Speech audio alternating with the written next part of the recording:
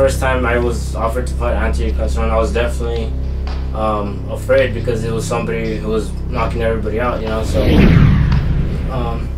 and people expected me to lose that fight because nobody even knew me. I feel like, or I was definitely the biggest underdog, you know. So that kind of just made me motivated to train harder and to just keep that throughout training camp.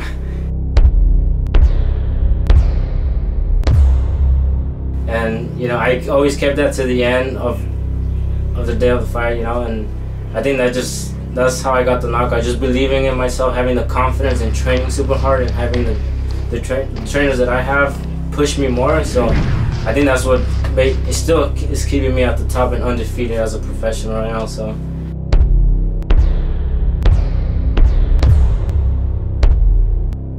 The promises I made to my grandma and my mother. And I'm not going to stop until I achieve those. I promised her that I would be a champion. I promised my mom that I would become something great in the sport. And I want to be able to impress the world that I can do much more and show people that you can accomplish anything you can if you work hard for it. Victor Saravia with a massive upset over Anthony Castron. Saravia on pro debut. No one thought he'd win. Saravia's got an extreme amount of power. The kid's a little fire plug, like I said during the fight.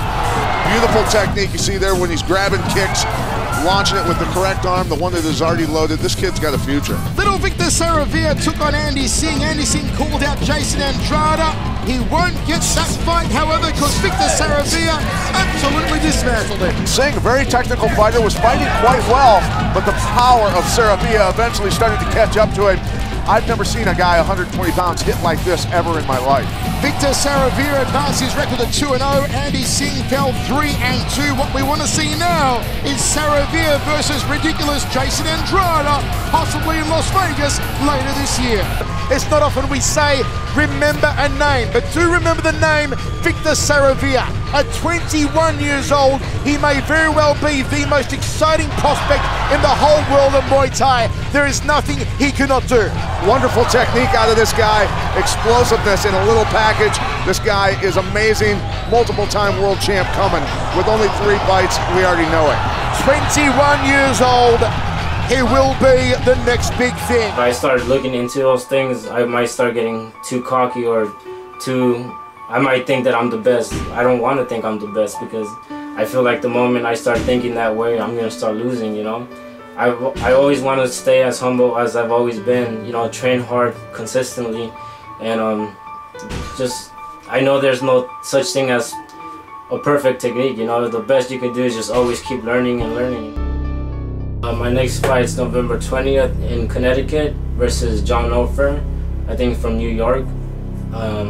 He's definitely a really good fighter. I've seen a couple of his fights on YouTube.